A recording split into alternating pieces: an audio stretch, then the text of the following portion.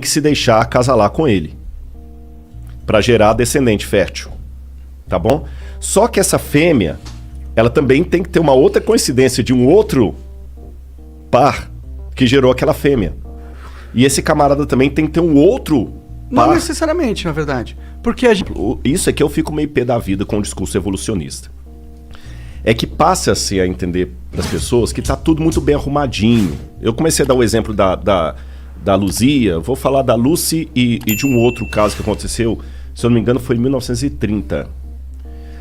Quando você vai ao Museu de História Natural de Nova York, eu não sei porque já tem muitos anos que eu não vou lá, mas a última vez que eu fui ao Museu de História Natural de Nova York, tem um busto na entrada de um doutor paleontólogo chamado Henry Fairfield Osborn. O doutor Osborn foi um dos maiores paleontólogos da América. E você tem um grande problema na evolução, que é o elo perdido. É o elo perdido. Você que tem é o momento que saiu da água e... Exatamente. Que você tem aqui, por exemplo, o Australopithecus e você tem o Homo sapiens. Na verdade, nem é isso que você está falando, não. O elo perdido é...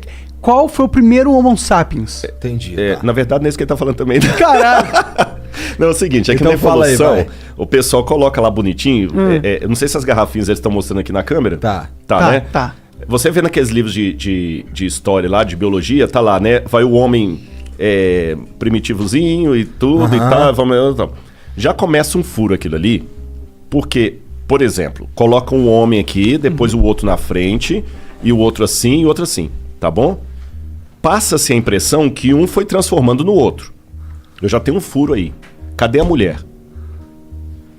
Como assim? Vai. Se é de um homem transformando no outro, tem porque... a espécie feminina. Cadê a espécie feminina? Não mas, tem. Mas tem. Não. Tem pode sim. olhar, na maioria dos livros só traz assim, vai do outro. Mas é porque a gente vive numa sociedade que o homem meio que domina, então eles colocam e preferem exemplificar com um homem, mas as mulheres também passaram, elas estavam lá no mesmo processo. Pô. Agora vamos colocar pra você funcionar, porque quando você coloca mulher tem um problema aí. Qual que é o você problema? tem que coincidir que esse camarada consiga uma fêmea que ele seja geneticamente, biologicamente par, que dá a liga, tá certo? E essa fêmea que dá liga, ela tem que se deixar acasalar com ele para gerar descendente fértil, tá bom? Só que essa fêmea, ela também tem que ter uma outra coincidência de um outro par que gerou aquela fêmea. E esse camarada também tem que ter um outro par. Não necessariamente, na verdade. Porque a gente, por exemplo, tinha os... qual que é o nome deles? Neandertal? Os Neandertais, exato. Eles eram outra subespécie dentro da genética, mas a gente era plenamente capaz de reproduzir com eles. A evolução... a gente pode ter tido, por exemplo, uma pessoa, um casal, que teve um filho, que teve um genes diferente, que deu, sei lá, a capacidade de pensar, vamos supor que foi fácil assim, rápido assim, eu não acho que foi um processo mais demorado, mas esse genes na pessoa é dominante, quando ela encontrou um parceiro, esse genes foi passado pro parceiro, entendeu? Através do filho.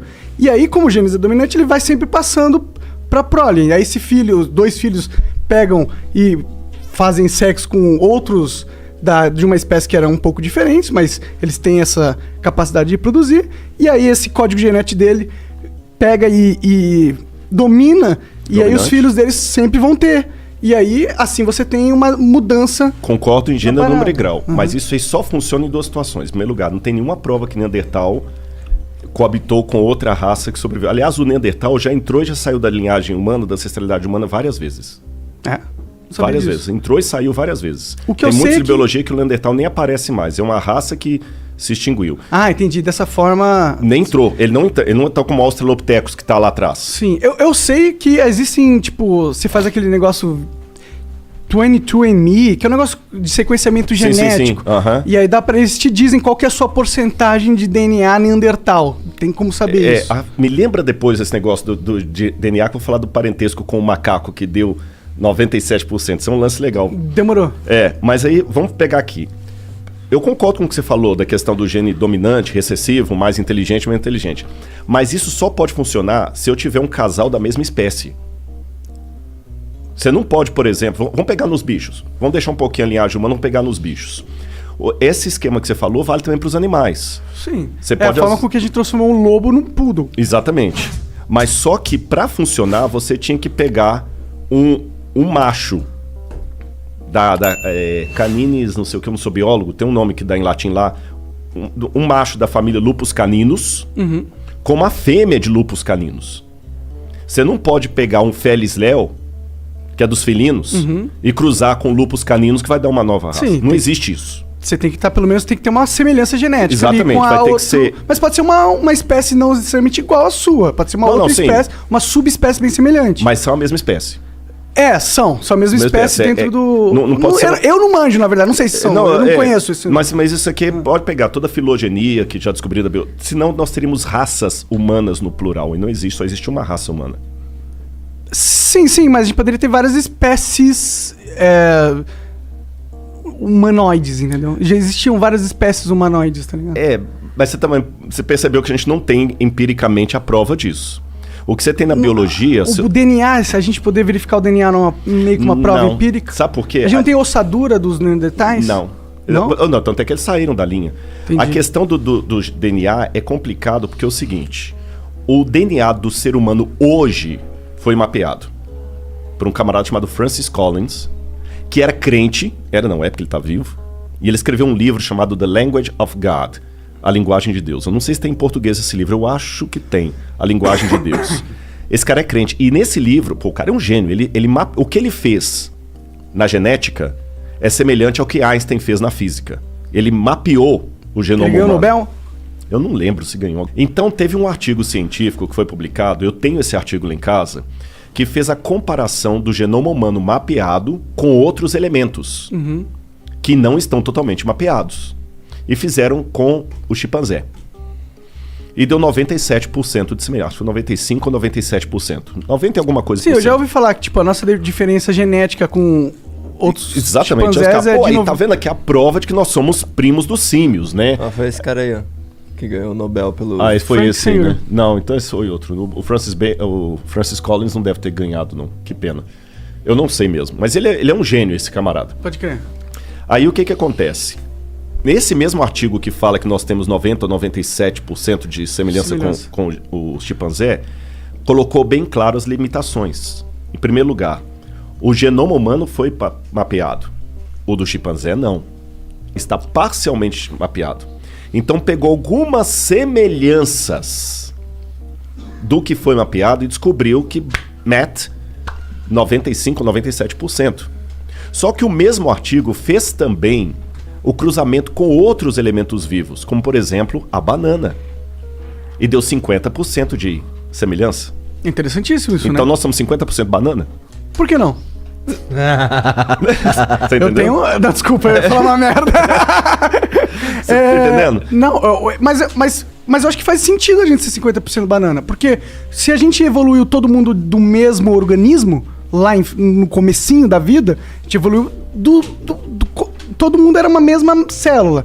E a gente divide essa genética na evolução, faz sentido que a gente seja 50% banana. Eu posso dar uma outra explicação tão lógica quanto? Claro. O que você falou pode ser. Sim. Mas trabalhando com a hipótese que a gente não estava lá, lembra um passado que não tem como voltar, não tem como perguntar à minha esposa. Eu posso falar que isso aqui é apenas a digital de Deus. Deixa eu explicar melhor. Quem é entendido de arte, ele não precisa ver a assinatura para saber quem é o pintor. Olha, isso aqui é um Monet. Isso aqui é um Monet. Tranquilo que isso aqui é um Monet. Porque os traços, o jeito é um Monet. O Monet que pinta assim. E ele até sabe dizer se o quadro é falso. Não, o Monet não faz esses tipos de tinta aqui.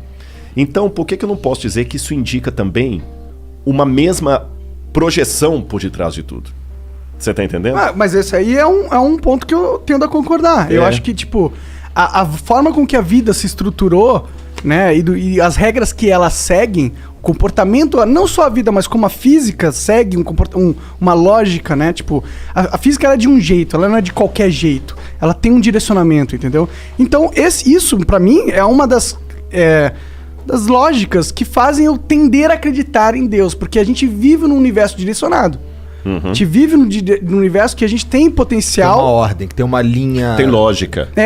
Exato. Então, isso me faz acreditar que a gente não tá aqui ao acaso. Uma lógica tão bem estruturada É difícil que, tipo, porra, de todos os lugares que eu poderia estar vivo, eu nasci numa realidade onde a lógica é impecavelmente estruturada. Tudo faz sentido nesse universo, se você souber entender, tá ligado? E isso pra mim é uma evidência de que a gente tá vivendo algo que não é aleatório, tá ligado? É que talvez a gente esteja vivendo uma experiência que vai além da nossa realidade que a gente entende. Agora, posso bancar o advogado do cão? Pô, Se eu fosse um ateu, eu ia te jogar uma pergunta aqui. manda.